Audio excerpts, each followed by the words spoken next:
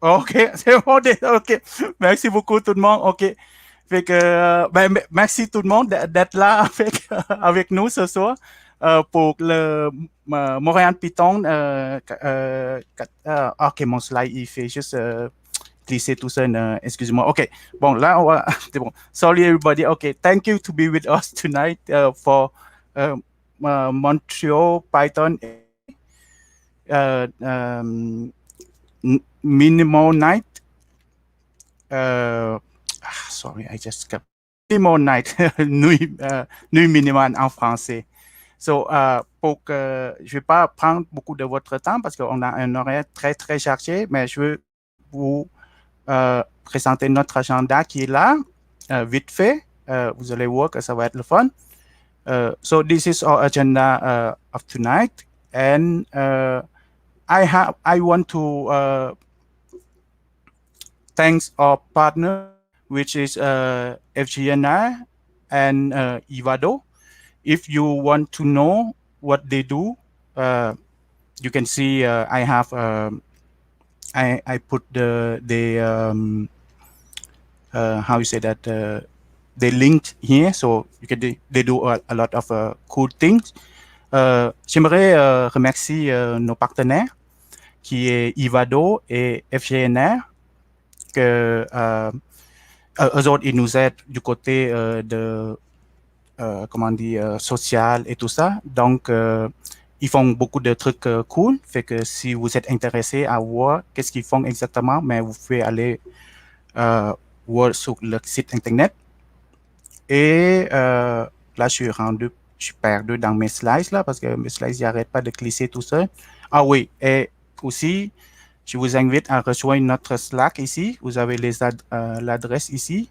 Et on a un petit code de conduite à Montréal-Python qui est simplement qu'on veut que tout le monde soit gentil avec tout le monde.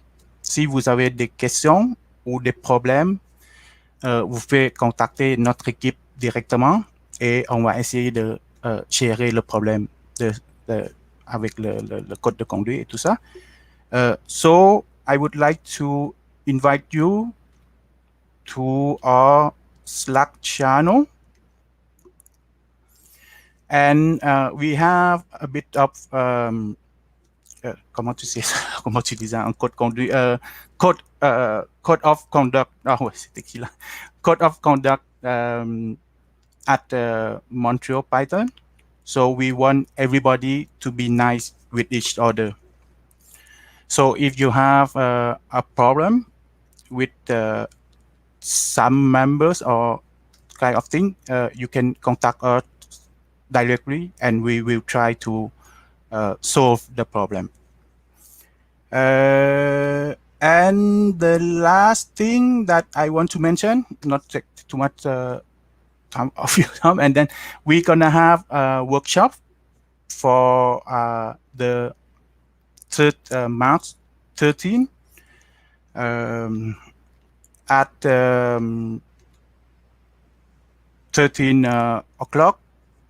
The workshop is gonna give in with French language, but you can, but all mentors will be bilingual, so you can ask your question or have if you have a question or anything, you can speak English with us without problem. And the workshop is gonna focus on the intro of it's for the beginner. So the goal of the workshop is to finish with a small project, which is analyze the data analysis with a small data set. So if you are interested or if you know someone who can, you can ask him or her to join our Slack, or you can do the description on meetup.com, or you can send us the email here at Montreal-Python.org, and we're gonna answer every question that you have.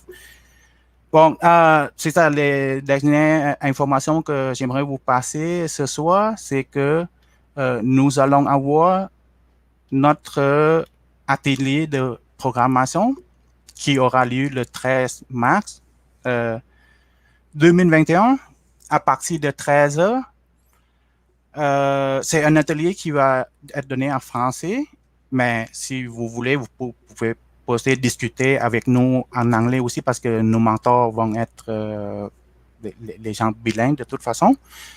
Et le but de l'atelier, c'est de introduction à la programmation en utilisant Python. Et l'objectif est d'offrir le premier contact de la programmation et en utilisant un jeu de données simple. C'est ça. Et si vous êtes intéressé ou si vous connaissez quelqu'un qui pourrait être intéressé, vous pouvez le demander de s'inscrire sur notre meetup.com ou rejoignez-nous sur Slack dans le channel atelier. Et c'est ça. Ou vous pouvez aussi nous envoyer un courriel si vous avez d'autres informations, si vous avez besoin d'informations ou autre de plus. Ça, c'est l'annonce de l'atelier. Mais pour faire l'atelier, on a besoin de bénévoles. On en a déjà, mais on veut en avoir plus. Donc, si ce code-là, le code, cette ligne de code, si ça vous parle, ça veut dire que vous êtes pas mal bon en programmation. Donc, si vous voulez nous rejoindre pour débloquer, aider les gens, être bénévole pour débloquer les gens pendant l'atelier, vous pouvez nous envoyer un courriel ici ou nous rejoindre sur Slack, encore une fois. So, for our workshop, we already have some volunteers with us to be the mentors, but we would like to have more. So if you want to participate in the mentoring, you can join us. You can send the email. I'm really sorry because I just okay. You can send the email here at Montreal-Python.org. So that's it for me. I will bring up our first presenter, which is Matt Harrison. Matt is a consultant, and he is a Python lover, and he will speak to us about.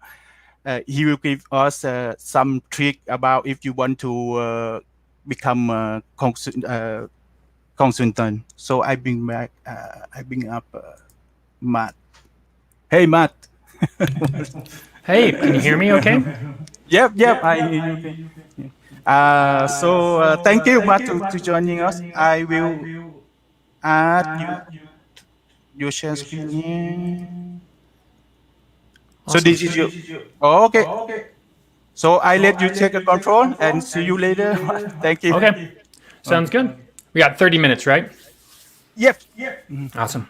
Okay. Hi, everyone. Hope you're doing well. My name is Matt, and I'm going to be talking about consulting for introverted developers here.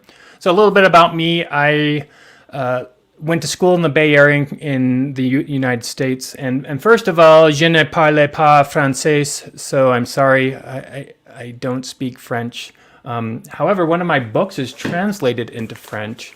So it's Machine Learning Fundamentals is translated into French. So maybe some of you can read it and tell me what it says. I live in Utah now, and I ran the Utah Python group for 5 years. I've written multiple books on Python and pandas and do training for O'Reilly, and I run a company called Metasnake that does corporate training consulting. So I'm excited to be here today. A little bit about Metasnake. Metasnake primarily focuses on getting teams of people up to speed with Python and data science and analytic skills. So we do in-depth hands-on workshops for week-long series workshops to get teams up to speed. Done stuff for a lot of big companies like Netflix, NASA, Qualcomm, those big companies like that. So if you happen to be in a situation where you're interested in corporate training, reach out, let me know. I'm happy to talk and see if we can help you. I also do have, since COVID hit, I've also branched out and started making individual courses, so on-demand courses. So I'll give away a couple of those at the end of the presentation as well. So a little bit about me. So like I said, I live in a place called Utah. If you're not familiar with Utah, it's a place where there's snow in the winter, and there's also a really pretty red rock. So there's 5 national parks in Utah, and it's beautiful. I like it. And so this slide here is just showing some of the things I like to do. I like to ski. I like to go hiking. In fact, I was skiing just today, and I had to cut it short to come to this, but I'm excited to be here. Some things I don't like cells or necessarily being in large groups necessarily. It's not my cup of tea. And so the idea here with this talk is that a lot of people want to get into consulting, but they haven't really been given a chance or know how. And so maybe I'll just do a disclaimer here. So this thing that I'm holding up here says worst event I ever attended. Hopefully you can see that. I gave a similar version of this talk to another user group, and I got the feedback that this talk was the worst talk they ever heard. And so, and just disclaimer, there's not a lot of technical stuff in this. It's more fuzzy and soft, but I do think that, a lot of people are interested and have come up to me and asked me, hey, I want to start doing some consulting or some side hustle, side gigs. How do I get started?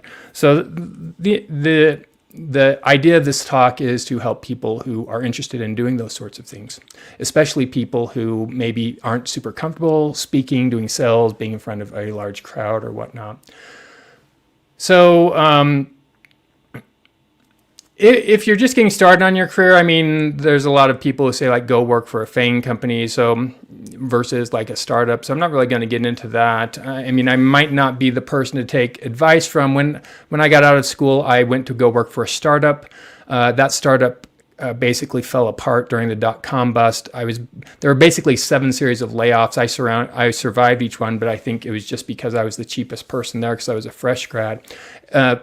Everyone there, or most of the people there, went to work at Google after that pre-IPO, and most of them are still at Google. I wonder why.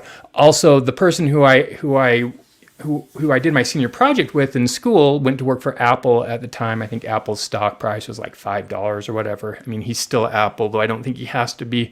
And so, just FYI, I might not be the person to take advice from. I've always tended to go more towards like the smaller startup type, independent type stuff, but I do find it enjoyable rather than being a sort of a small cog in a big wheel. And so let's talk about consulting a little bit. The idea behind consulting is that people will pay you for your expertise. Why might you want to consider consulting? There's can be good money in consulting. You also can be in control of your time, right? And you can do what you want. So like I showed those slides a couple slides back, like if I want to go skiing and I'm not, I don't have to do a delivery that day, I can go skiing, right, and do my work later. So I'm kind of in control. I'm independent and can do what I want. So that's nice. Why might consulting not be the right thing for you? Well, especially if you're sort of going out on your own, you're going to have to be a one-man show, which is pretty hard. You'll be in charge of sales and marketing, running a company. And so there's a lot of people don't learn that if they have like a computer science degree. And, there's also a lot of other people providing services, right? You have like Fiverr and those sorts of things. So that might be like a race to the bottom and you're competing with that. So those might be some reasons why you might not want to consider consulting. If you're serious about this, I would say talk to an accountant, and I'm not an accountant. I'm not qualified to give that sort of advice, not in the US nor in Canada. my understanding is that at least in the US, you should form an LLC. I don't know what the proper advice is in Canada. And then some other advice that I would put is that, if you're interested in consulting, I would put your LLC or put your company, your name, your consulting on LinkedIn and put the start date as the first date you started doing consulting, right? And then it just sort of draws a line in the sand and says, I'm sort of open for business. I've done business. And if you're interviewing for a job and you want to say side business, then, when your potential employers look at it, they're not going to be wondering about, whether this is going to get in the way. You can just say, hey, I just do this on the side, and hopefully it shouldn't be a problem that way. One other thing, at least in the U.S., and I'm not sure what the situation, I guess you guys have socialized healthcare up there, but in the U.S. we don't, and so healthcare is kind of a pain to get, and so this is maybe more U.S.-centric, but there are healthcare brokers in the U.S. who can do sort of miracle work, so I'll just sort of skip that because it's not super relevant to you. But a few years ago, there was a fellow named Drew Conway who described this thing called data science, and no one really knew what it was, it was this hot buzzword, but no one really knew what it was. So Drew Conway put this Venn diagram up that said, it's sort of a combination of stats, programming, and expertise, and in the middle there is this data science thing that's, at one point was the sexiest job of the 21st century. We'll see what happens to that as things become more specialized. But I'm going to sort of riff on that for consulting purposes and say that there are three things that I think you should have for consulting, and that's having a good attitude, investing in yourself and in others. We're just going to look into those a little bit and talk about some of these things that I found have been useful to me, and hopefully if you're considering consulting will be useful to you.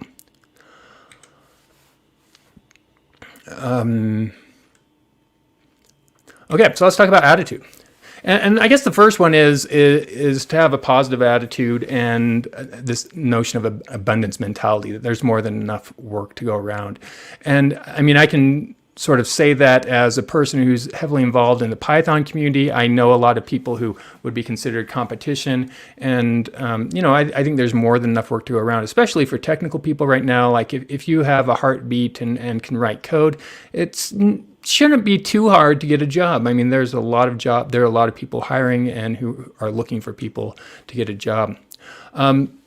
And so just on that point, I think you need to be the one who's in charge of your career. And when I was just starting out my career, I had a friend who was kind of, he was going around giving talks at all these conferences. And I'm like, why are you even giving talks? You have a law degree. You're not even technical, and you're giving talks at conferences. And I realized that the reason he was giving talks was because he was putting himself out there. And, once he sort of got a foot in the door doing a couple talks, then he could put that on his resume or whatnot and list that in a proposal, and other people would offer him to get talks. And so that's one of the things I like to tell people is you need to take control of your career. You're the one who's ultimately responsible for it. The HR department is not responsible for it. You are responsible for it. So if you want to do things like speak at conferences, you need to start working towards that.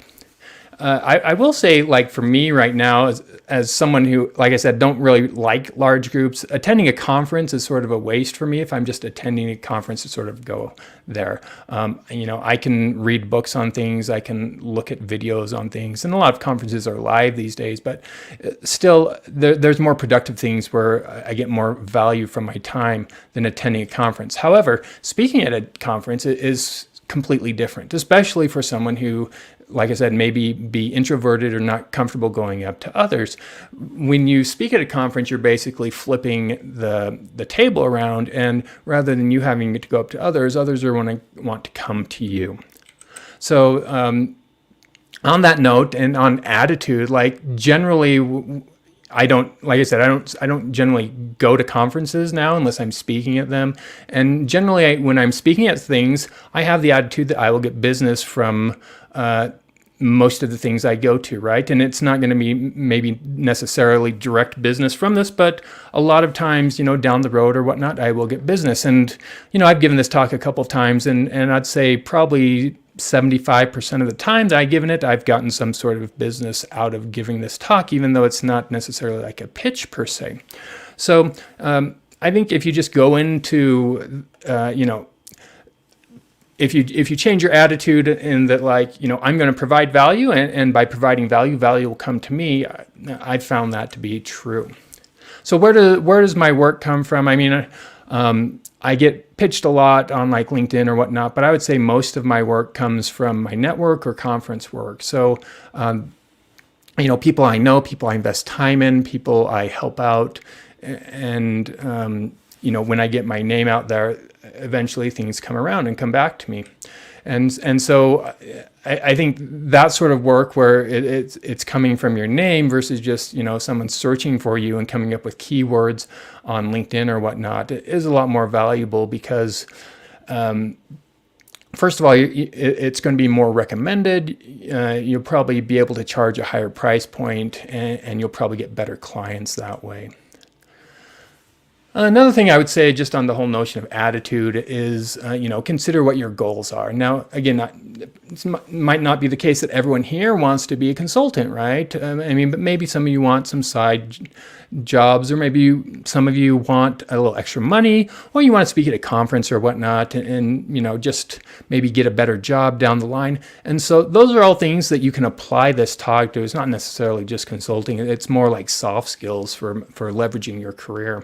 And so one thing I would say is if you look into goal setting, if you don't write down your goals, they're not really goals, they're just sort of wishes, right? But if you're serious about what your goals are, then you'll write them down. So if, for example, you wanted to talk at a conference in say 6 months to a year, you should write that down. And then you should backtrack from that and determine what are the things or steps or paths that will lead you up to that.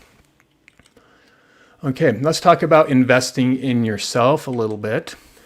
So a few moons ago, there was a fellow who wanted to make a video for this company called Pluralsight. Pluralsight at the time was a pretty small company that was making .NET videos, and they wanted to venture out into the world of Python. So this person wrote a little script and did a little demo video and sent it off to them, and this person got rejected for their first Python video. And the feedback came back saying, we like the content of this, however, your video, and this person happened to be me, your video happens to be on Linux, and we don't use Linux here. We're a .NET shop, and so, why don't you try again using PowerPoint and Windows?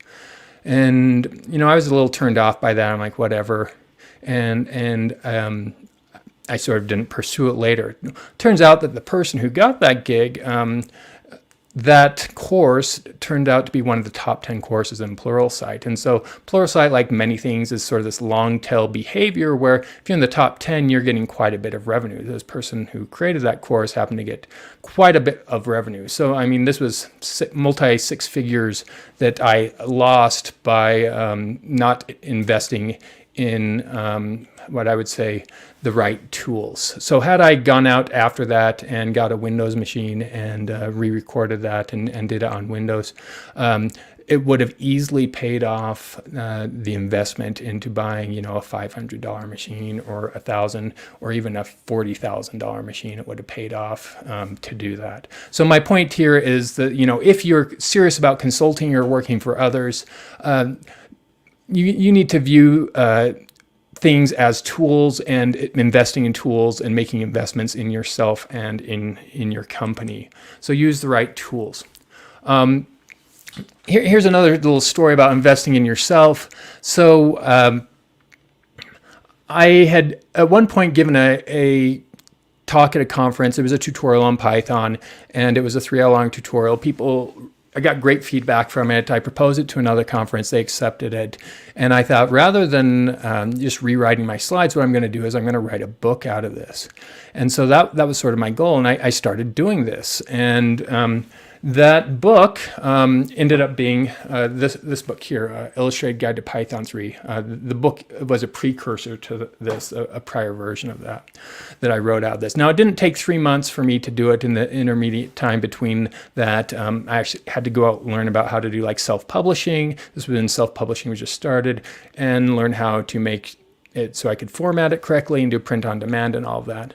But that effort that I put into myself to not just like rewrite my slides, but actually write a book out of this has probably been the best thing I've done for my career. Because a book is like a business card that's 1,000 times better than a business card. Also, I mean, you can literally say that you wrote the book on something, and you can use it to get a lot of business if you want to. And so, I mean, I'll just give an example. Just last week, a very large company came up to me and said, "Hey, we want some training from you." And I'm like, "Okay, cool. How did you find me?" And they're like, "Oh, we have your books, right?" And so this isn't.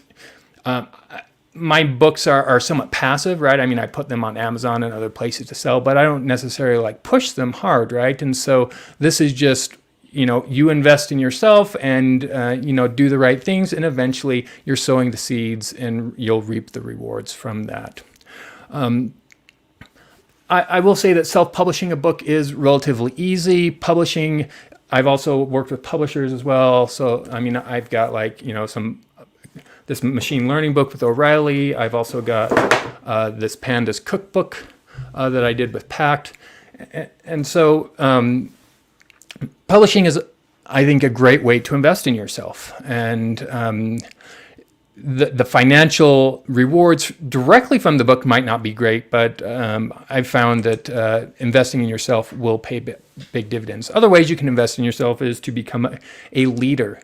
And here's sort of some things I show about like how to become a leader. I call this the onion skin of open source participation. And so if you consider like an open source project, a lot of people may have heard of a project.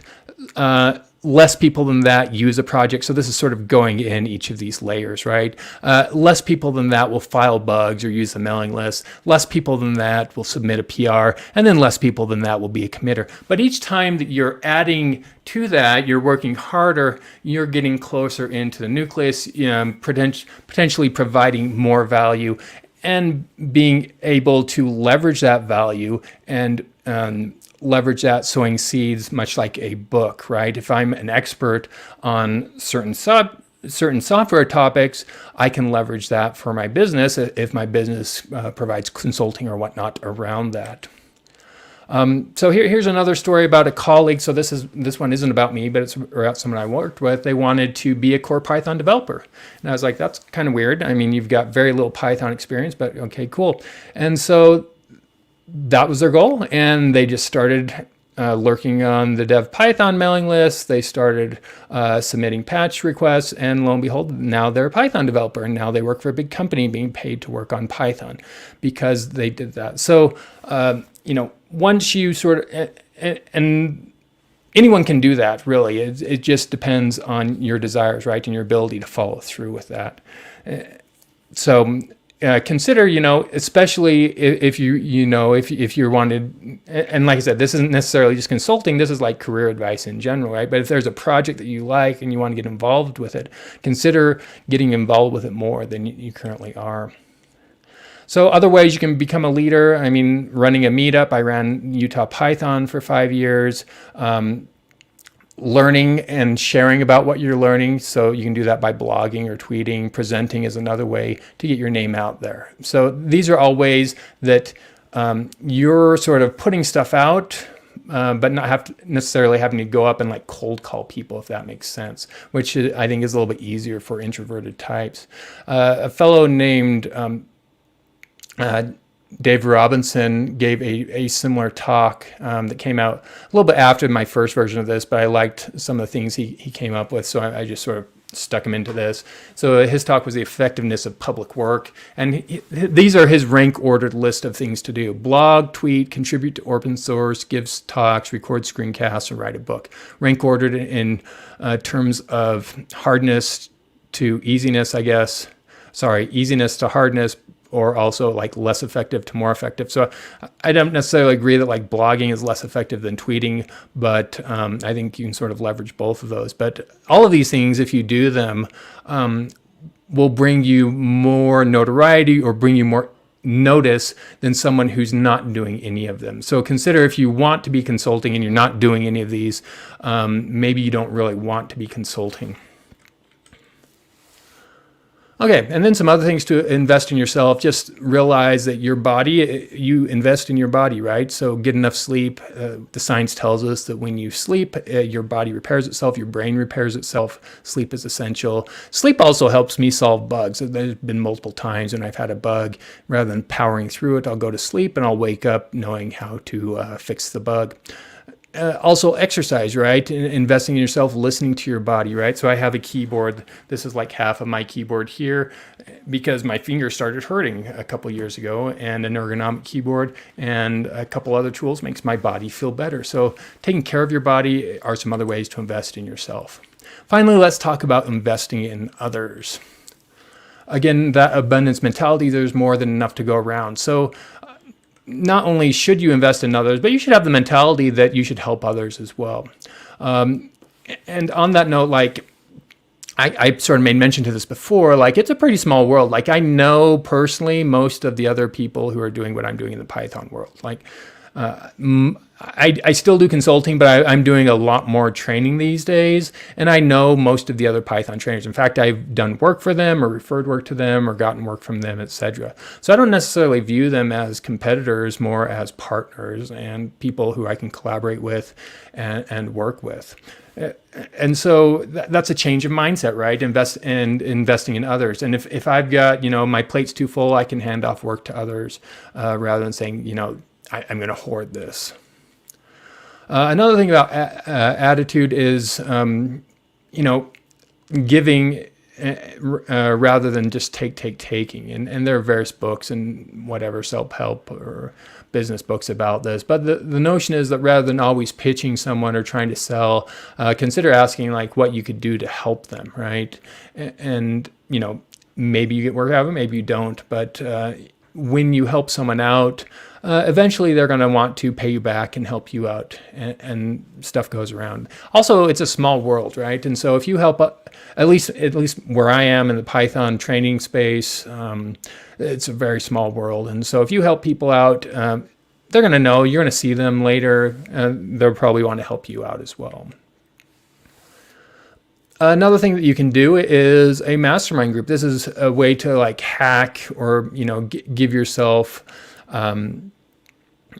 accountability, make sure that you're accountable for doing this, right? So if you know other people who are interested in starting consulting or whatnot, consider meeting with them and talking about, what you're working on and tell them about your goals. One thing that we know is that once you are public or somewhat public, you've made your goals known to other people, you're more apt to fulfill or complete on your goals. So like I said, just like writing down your goals is going to make you more likely to do them. Actually telling them to someone and meeting with someone frequently. That's why a lot of people have coaches. The best players in the world at sports, CEOs have coaches.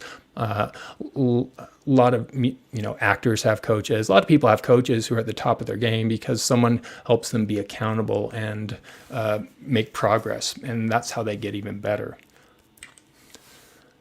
Another thing you can do to invest in others is to give people a fair price, right? And so rather than saying I'm going to take you for all that I can, realize that you're going to invest in them for the long term, and that you want to have clients that it's mutually beneficial, right? And so I think part of that is also being willing to drop clients. If clients aren't investing in you, or that maybe someone else might be able to do better service or work for a client, be willing to help them out and push them in that way. And some other ways you can invest in others is just being charitable in general, donating, using your skills to do good. So some of the things I like to do is I teach at my kids' school. So I've taught 3rd to 6th graders how to write books, ebooks, how to program. We've done one programming class where we took the turtle module in Python, and then I ported a wrapper around that to fly a drone. So they wrote their turtle code, and they changed the import to, instead of saying import turtle, they said import drone turtle, and their code just worked. Instead of drawing a turtle around on the screen, it flew a drone up, and the drone traced the path that they had programmed it. Worked pretty good until one kid made kind of a crazy program that flew the drone over the school. But, helping out others is a great way to just invest in the world and make the world a better place. So one book I do like that's been useful for me is called The Coder's Path to Wealth and Independence. It's sort of a silly name, but you can find it on like Amazon. And if you're serious about like going down this path of consulting, it's got a lot of good ideas and feedback and things that you can do to grow a consulting business that's profitable and enjoyable and gives you the independence that you want.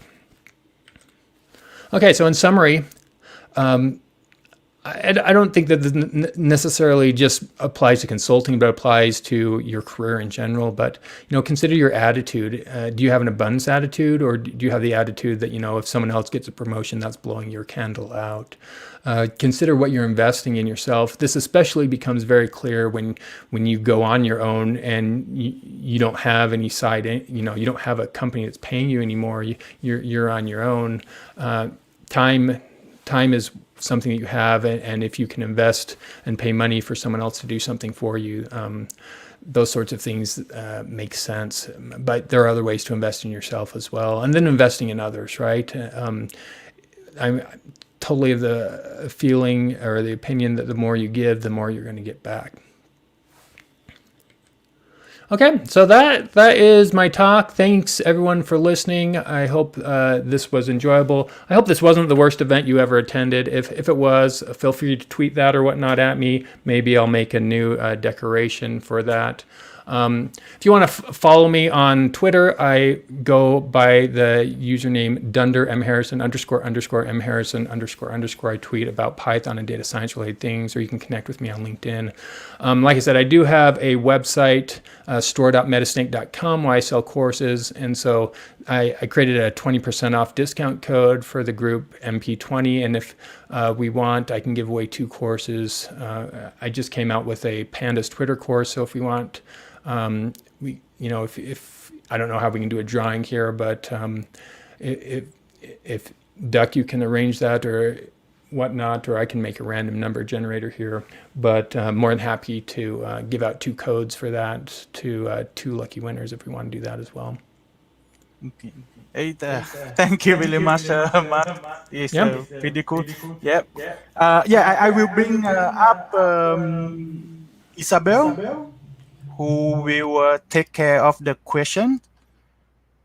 So I let you take care of that. Thank you, Isabel. Yeah, hi, Matt. Thanks for the talk. It was super interesting, and it's nice to have less technical talks and have some advices from someone like you.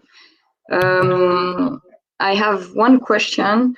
What are the kind of the typical projects we can expect to be working on if we get into consulting?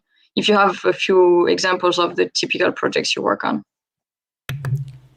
That's a great question, and it sort of depends. So I specialize more in prototyping software as well as doing data science-y type stuff.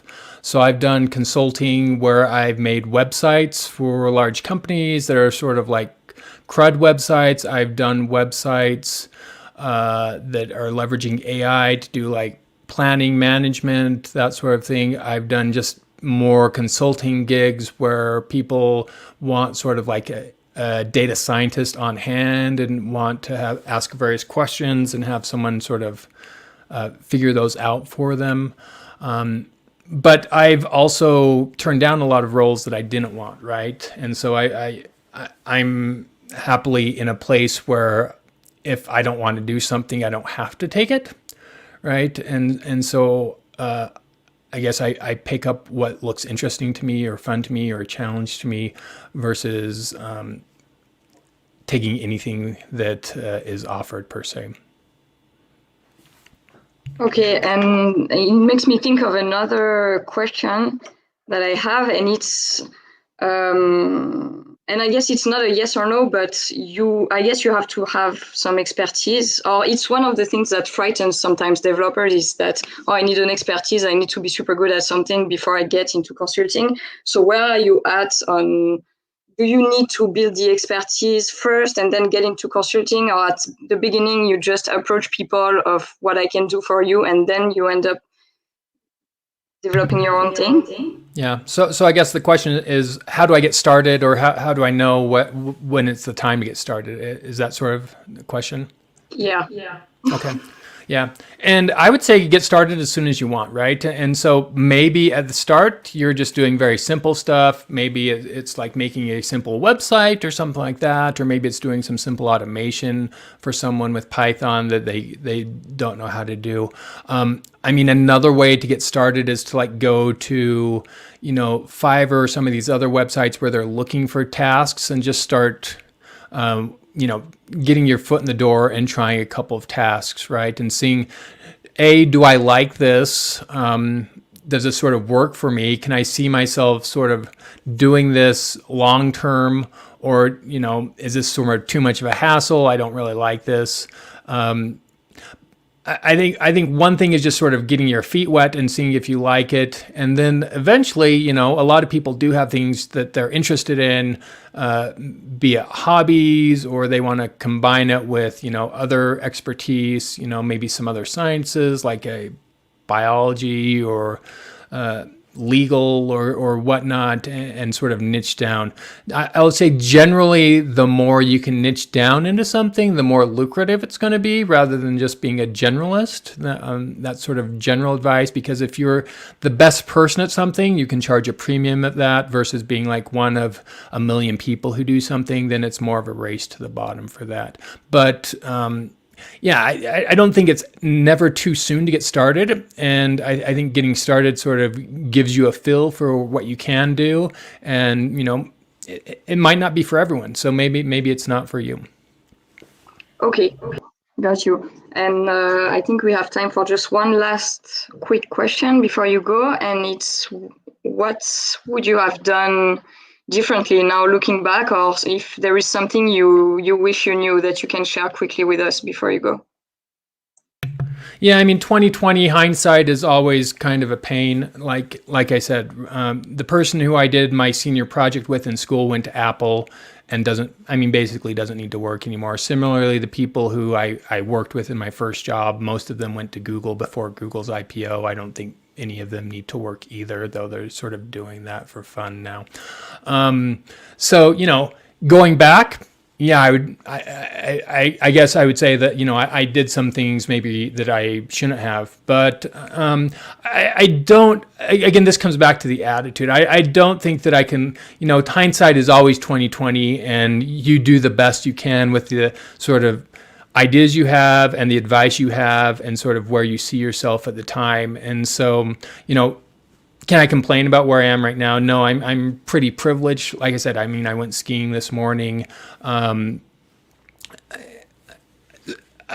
guess something that's more concrete than rather like, oh yeah, I should have invested in this, or I should have gone to work for Google. I would say, and this probably might not be super applicable, but when I was in college over 20 years ago in the Bay Area, there was a Python user group that had like 10 people attending, and Guido was one of the 10 people attending, and I did not attend at that time. And that's something that I kick myself for not doing. I'd sort of blame it on like the introvertedness. It's like, I'll go do something else or watch TV. Right? Why should I drive my car for 20 minutes and do that? That's sort of a pain. I'll just sort of take the easy road out. And I do regret that. And so, like I say, you should invest in yourself, and investment is sometimes a pain, right? It sometimes requires hard work or doing something that's uncomfortable for you. But the idea with an investment is that you're putting something in that you think you will get more out of. And you don't have to do it with like that, I'm going to get more out of it. But, these sorts of things, investing, in helping out, doing meetups, presenting, sharing code with others. These are things that I've seen pay off. And I shared a couple examples in that. I wish I would have done that more, because these things compound over time. So I guess that would be my advice there. Got you. Thanks, Matt. Yep. Thank you very much, Matt and Isabel. Matt, we have a social event after our meetup. Are you gonna stay there with us? Yeah, I'll stick around. That's in your Slack, or is it just online? No, it's going to be online. We have another platform that we can move on. Okay. Yeah, I have a call that I have to be on in an hour, so I'll have to jump off in an hour, but otherwise I'll stick around. Okay, cool. Thank you very much. Thank you, Isabel. I will move on to our next presenter. Our next presenter is Yannick. Yannick is one of our organizers, and he will talk about Argparse. Je vais vous présenter notre prochain présentateur qui est Yannick. Yannick est un de nos organisateurs, il est dans notre équipe. Fait que, il va faire le module du mois qui parle de Argparse. Je vais amener Yannick. Hey, salut Allô. Yannick. Allô? Ça va? Ça va super. Ouais. Attends, laisse-moi juste trouver ton... est-ce que tu as sharé ton screen? Oui. OK, je viens de le voir. C'est bon. J'amène ça. C'est bon comme ça? C'est super. OK, je te laisse, Yannick. Attends. Merci, Duc.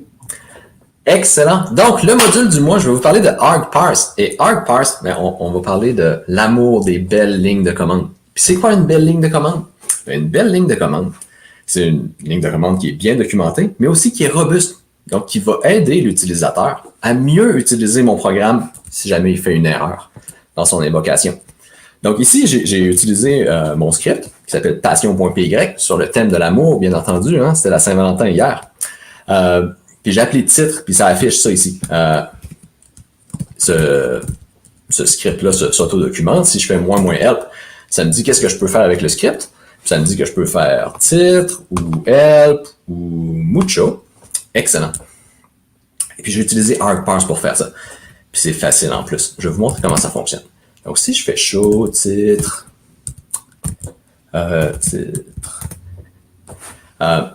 juste quelques lignes. J'ai importé le module Argparse. De Argparse, je prends Argument Parser. Je peux réutiliser la docstring du module ou je peux écrire la documentation que je veux qui va se faire afficher ici en haut. Put. Et puis, j'ajoute une option, titre. Et puis, je dis store true. Donc, ça va être une option booléenne. Et je vais faire parse args, donc j'invoque Argparse une fois que j'ai ajouté toutes mes options. Il y a quelques autres options qui ont été ajoutées. Et puis plus tard, ben, je regarde, est-ce que cette option booléenne-là a été assignée? Et si c'est le cas, j'affiche la slide du titre, comme ça. Boom, facile. Et puis l'autre option, mucho, qu'est-ce que ça fait ça? Donc ici, je regarde help, mucho, show how many times you love Python 3. On va essayer ça. Mucho, je peux l'appeler 3 fois. Hein, ça dit I love Python 3. Mucho, mucho, mucho. Il y a des points d'exclamation. Je peux l'appeler 42 fois si je veux. I love Python 3. Mucho, mucho, mucho. Plein de fois avec les petits emojis. C'est un petit peu cucu comme exemple, mais vous comprenez ce qui se passe. Puis, est-ce que je peux faire passionnément? Est-ce que j'aime Python 3 passionnément? Passionnément. Eh bien non, je peux pas. Ça doit être un entier. Comment ça fonctionne? Est-ce que je peux faire ça? Pour rendre ma ligne de commande robuste, que je peux seulement accepter un entier? Eh bien, on fait ça comme ça. Quand j'ai ma fonction ici, mucho, print mucho, ça fait juste l'afficher le mucho, le nombre de fois que j'ai passé. Et je fais add argument. Et puis je dis c'est type int. Puis Argparse fait tout ce qu'il a besoin de faire. Je peux passer n'importe quelle fonction ici qui va lever une exception, soit type error, soit j'ai un blanc, ou soit argument type error.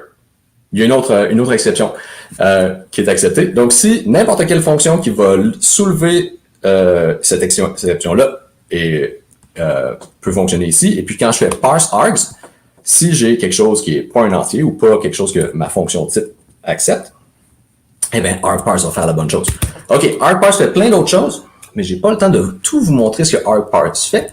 Par contre, j'aimerais ça vous montrer comment faire des sous-commandes, parce que ça, c'est pas mal de fun. Fait que ici, j'ai un autre script qui s'appelle Sérénade, et je fais -help. Et donc, ça fait des sous-commandes ici, comme git. Je peux faire git init, git commit, et ici, mon script, Sérénade, accepte 2 sous-commandes, soit count ou soit show. tout ça est très bien auto-documenté. Et puis, j'ai une aide pour chacune de ces sous-commandes-là. Fait que je peux faire tirade, count, more health. Et puis, ça me dit comment ça fonctionne. Ça. Ici, j'ai des sous-options qui fonctionnent seulement pour cette count. Et puis, j'ai un argument positionnel, file. OK. Aussi, j'attire votre attention ici que les valeurs par défaut sont documentées. Je passe sur mon exemple rapidement, et puis je vais vous montrer comment ça fonctionne. Ici, j'ai les fleurs du mal de Baudelaire. Ça compte le nombre de mots dans les fleurs du mal. Donc, cœur, tout, les yeux. Hein, c'est un peu... Baudelaire, des fois, c'est un petit peu lugubre, mais c'est un peu d'amour aussi. Et ici, j'ai mon NB Words. Je peux rajouter ça, je peux mettre 30. Et puis, on voit que dans les fleurs du mal, il y a aussi amour qui vient souvent. Moins souvent que les yeux, mais ça vient souvent. Donc, comment ça fonctionne tout ça? Show all. Et je ne vais pas rentrer dans le détail de tout ce qui se passe ici, mais j'initialise mon analyseur de ligne de commande et j'ajoute un subparser. Ce subparser-là, j'en ai un pour count et puis j'en ai un pour show. Et j'assigne une fonction qui va être la fonction count, qui est définie un peu plus haut ici, count. Et à la fin de mon analyse de ligne de commande, quand je fais parse args, je sais que cette fonction-là va être assignée. Donc, je peux faire args.func, args, puis ça va appeler la fonction count en haut. OK. Là, vous vous demandez peut-être, c'est une question raisonnable à se poser, comment est-ce que j'ai fait pour implanter la fonction show? Eh bien, ça, malheureusement, je dois vous dire que c'est le secret du magicien que je ne vais pas révéler aujourd'hui. Pour toute la documentation sur Argparse, allez sur docs.python.org et elle est en français, sauf pour 5 paragraphes qui vont être en français demain. Ma pull request vient juste d'être acceptée. Et c'est tout ce que j'avais à dire sur ce sujet. Je ne pense pas que je vais avoir le temps de prendre des questions, mais je vais être au 5 à 7 virtuel sur GT après cette présentation. Merci tout le monde. Ok, merci Yannick. On va discuter après. Ouais. Bon, ok, je continue avec notre dernier présentateur qui est Sam Scott. Sam est un CEO pour OSO et il va nous parler. Attendez-moi un peu. Je trouve pas bon truc. OK. Et il va nous parler de autorisation et SQLAlchemy. So, yeah, I'm going to move on to the next presenter. Our last presenter is Sam Scott. He will talk to us about authorization and SQLAlchemy. Okay, let me bring up Sam. Hello, Sam. Hey. How are you? I'm good. So, I'm good. let me see. Okay, you already share your screen. Let me add your screen. Okay. So, I let you take care of the rest. Okay. Sounds good. Thanks. Yeah. By the way, Yannick, that was an incredible talk. I didn't understand a single word, but I was I was enraptured. Okay, so yeah, I'm Sam, the co-founder and CTO at OSO. I'm going to talk about authorization, which is one of the main things we're solving here at OSO. So I'm just going to give people a quick outline of what is authentication and authorization, how it relates to your application. I'm going to talk through some very common patterns around roles and do a little live demo for this in SQLAlchemy and OSO. I'm going to keep trying to go through things reasonably fast. Okay, so authentication is this process of identifying who you are. So, you go to GitHub, for example, you log in with the username and password, and you sign in as, in my case, SamScott89. This is authentication. GitHub now knows I'm Sam. And the next question is, what can Sam do? And so this is authorization, right? So suppose I try and visit these two URLs, one for the OSO org teams, one for SQLAlchemy teams. I see these two different pages. And basically what's happening here is that GitHub has decided, oh, SamScott89, you're a member of the OSO organization. You can see the teams.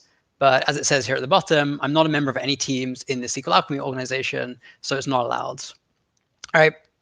this process here is authorization, and this is what I'm going to be talking about today. Now, authorization is kind of this somewhat vague, unstructured problem, who can do what in your application. And it's very easy to end up with code that looks something like this, where you have a sort of ton of if-else statements, you're checking a bunch of different conditions, because often this is what permissions come down to. It's like who can do what, and you define this by checking the various properties. So what can we do better than this? Like how can we make our application structured nicer so that it's easier to maintain, update, change, things like that? So roles is this very, very common approach to this. Now what roles does is it takes your setup like this. So suppose you have a bunch of users, you have a bunch of resources, things they're trying to access, and it helps you break this problem down. But I should say you often see this abbreviated as RBAC, which stands for role-based access control. Again, so what roles do is they take this problem and they basically say, all right, well, most of these users, maybe they fall into this bucket. We call them members, and there are only a few people who are privileged users. We'll call them admins. And now instead of having to define what everybody can do in my app, I just need to define what these two people can do. Members can read and write, and admins can additionally delete. Kind of simple as that.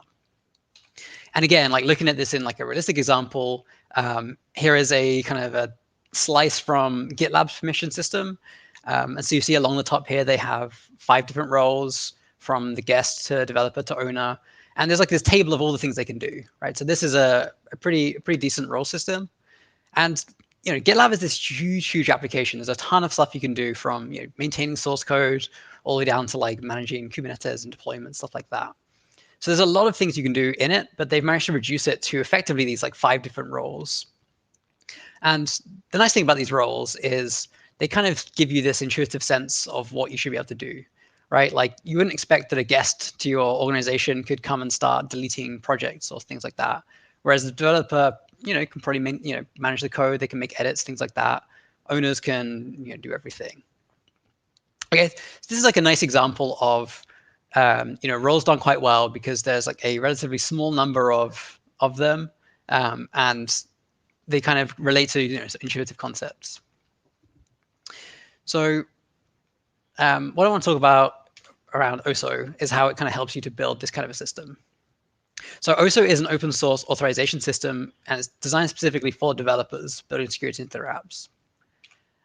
The kind of core of OSO is a library, and this is a library for making these authorization decisions. So deciding who can do what in your app and enforcing that and adding this to your application. And it's available through standard package managers. So in the case of Python, pip install OSO. But it's also available for a number of different languages. The core of OSO is actually written in Rust, and we make it available to multiple different languages. So Node, Java, Ruby, Python, Go, Rust. The second piece is we made OSO sort of batteries included. And what I mean by that is we've kind of given you out of the box functionality to manage things like roles in your application. And that's what I'm going to be showing you in the demo is how we've enabled this in SQLAlchemy to allow you to do like a very rich like roles-based access control system in your app with SQLAlchemy and OSO. And the final piece of OSO is effectively how you configure it. And you do this through the policy language called Polar. And it looks like this at the top. So this allows you to express who can do what in your app in terms of, and by writing these rules. So this rule here, for example, says that a user is allowed to read an organization if the user is in the organization members. And this policy here, it's written in the Polar language, which is declarative policy language, but it's expressed over your application objects. So when I actually call this at the bottom in the Python library, for example, I call the OSO is allowed function, and I pass in my user object, my organization object from my application data. So this policy at the top here is expressed over attributes or methods or types, things like that from the application. So for those of you who are familiar with SQLAlchemy, it's this large, amazing toolkit for handling all kinds of SQL inside your application. So you can managing everything from writing SQL queries and expressions. It's got like an ORM model, so you can use Python classes to represent your data models, migration tools, and kind of on and on. It's kind of this entire toolkit for everything SQL in your app. OSO kind of wants to be the same for authorization. And so the pieces I've spoken to you about today is sort of just the starting point. And kind of in this way, these two provide this like really great match together where they sort of are both giving you a lot of this out of the box kind of experience and things you need to think about for how to do SQL authorization, and we'll see together how those kind of pair up nicely. Okay, cool. So I'm going to give a little demo of the SQLAlchemy OSO integration. What I'm going to start with, I have a very, very simple GitHub API built with a combination of Flask and SQLAlchemy, which I'll walk through. We're going to start off just by adding some simple authorization with OSO. So just want to kind of get the basics in, and then show you what it would look like using our built-in stuff for roles, so we can kind of create something similar to what I was speaking about earlier. Okay, so here is my application. Let me make this a bit bigger for you all. Here's my data models. So this is where I'm using the SQLAlchemy data models to define my data sets. So this is very, very straightforward. I have a user class, has an email address, for example. I have organizations. I have repositories, right? So this is my GitHub, very simple GitHub data model. And repositories can belong to an organization, for example. Then in my routes.py files, this is where I'm, my Flask API endpoints I'm using. I have some simple routes to allow me to do things like list all the repositories in an organization. So for example, if I go and get so I'm going to hit the API using curl. If I curl this API as the user pool at beatles.com and get the repos for organization 1, you can see the organization has one repo called Abbey Road, whereas organization 2 has one repo called paperwork. Okay, so right now, every user can do everything. So what if I actually wanted to restrict what Paul at the Beatles was allowed to see and say that he could only actually see repositories from organization 1?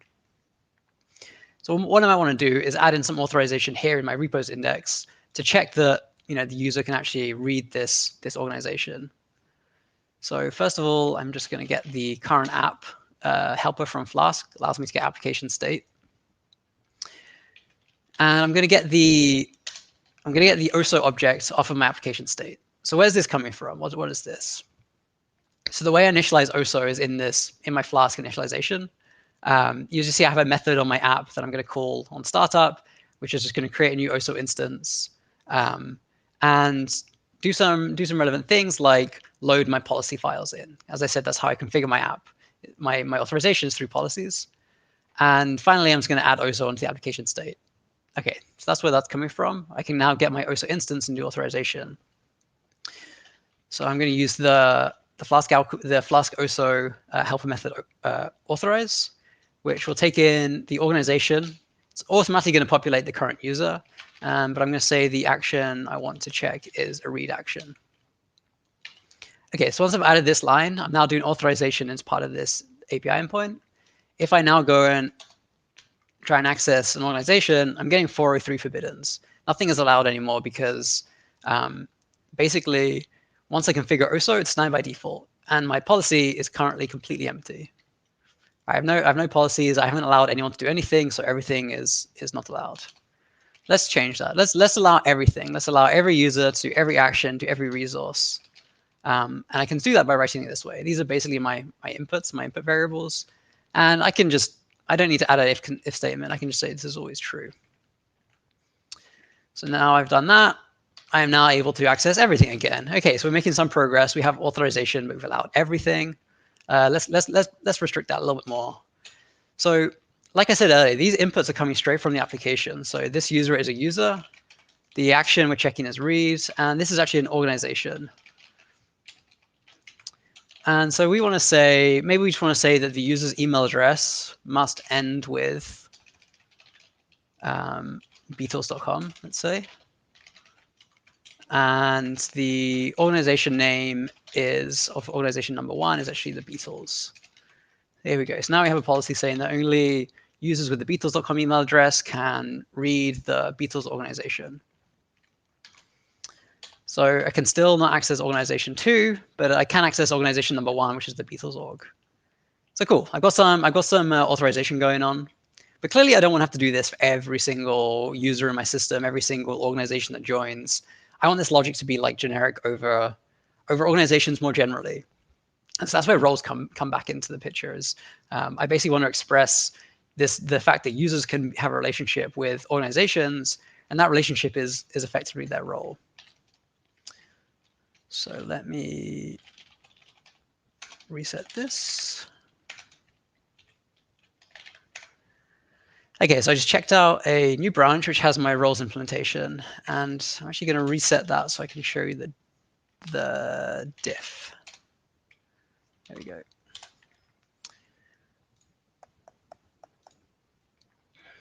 Okay, so you can see the changes I've made. Right here, I might need to make that a little bit smaller.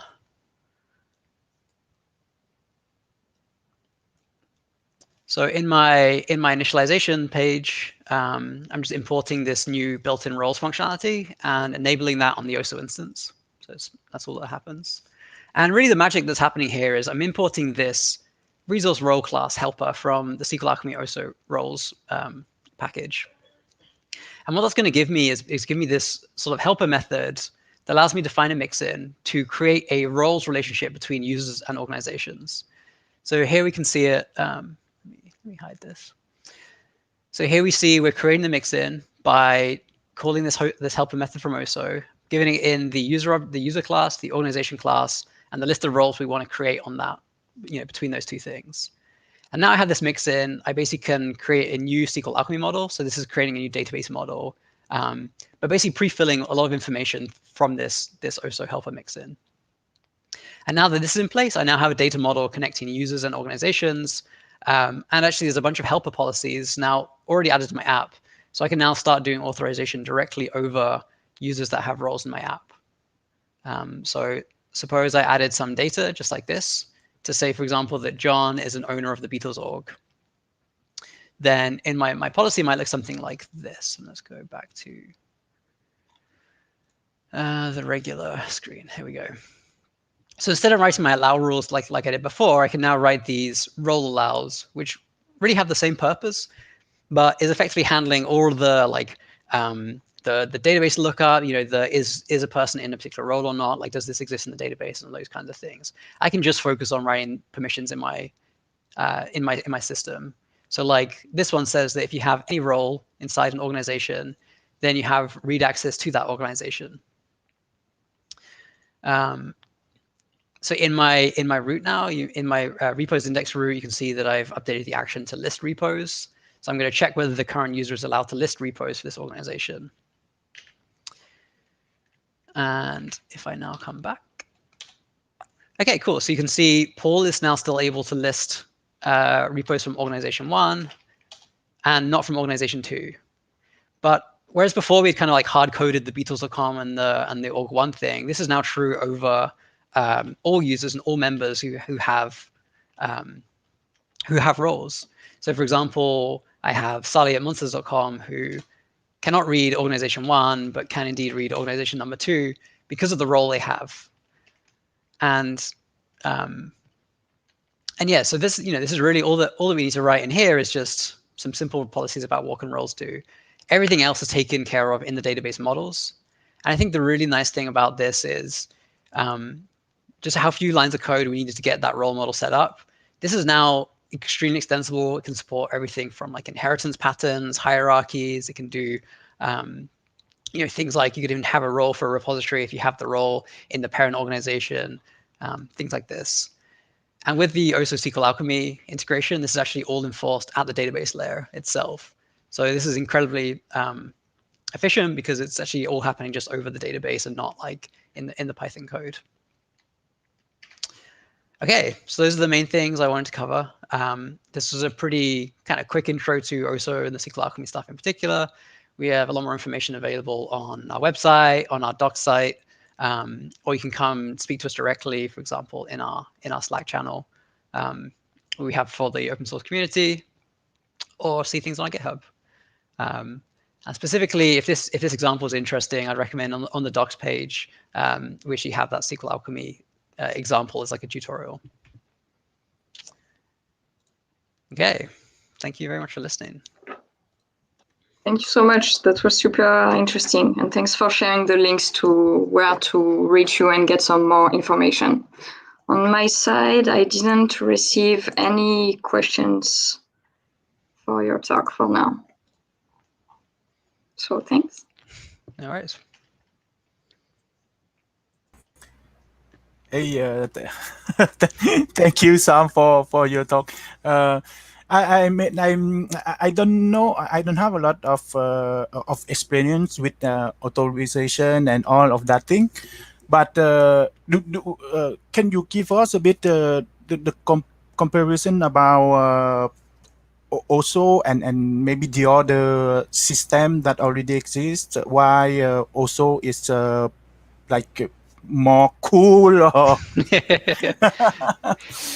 So I think the thing that I think really sets OSO apart is that we're sort of going for the we're trying to kind of have the best of both worlds in that it is very easy to do the sort of simple things, and you know, roles can get complex, but like when you start out and you just need, say, a user and an admin, you have two roles, maybe you just hard code them, it's fine. It can start out easy, but like over time it gets hard. And so what we're really trying to do is make the easy stuff easy by providing that out of the box, 2 lines of code, you're good to go, you have roles. But because it's, you know, backed by this policy language, the policy language itself is like very powerful, and can, you know, be used for more things than just authorization, for example. This actually means it's like very extensible. So as your requirements change, if you have some weird use case, it's not quite a role, it's like somewhere between the two, it's fine. The policy language will let you write those. And I think like a lot of frameworks, they maybe do the simple stuff very well, but they don't let you extend. And then you get into this like very hard situation where you're trying to like fight against the system. Thank you, Sam. I actually got 2 questions as you were answering this one. Aha. So the first one is, how does it incorporate with JWT containing scopes? And the second one is, how does it work with Fast API?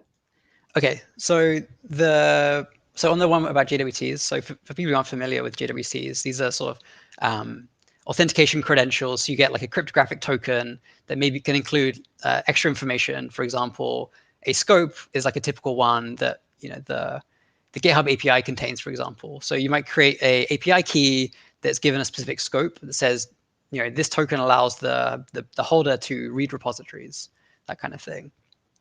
So how that looks in OSO is you would you basically use it as additional information on the input user type. So maybe in this case, you maybe need to look at a combination of 2 things. So the user might be the person who originally created the API token, but maybe the token itself is kind of limited to only fewer things, right? So I've created an API token for GitHub, so it can do things as SAM-89, but I don't want it to do everything. I want it to just be able to read repositories, so it has that scope. So then your policy can contain both. Like, what can SAM do? What can the token do? Make sure that both are applicable. So hopefully that answered that question. On Fast API, it works pretty well with Fast API. I think there's like a lot, because Fast API has like a very strong preference towards strong typing. I think that works very well with the kind of types that you can use inside the Polar policy.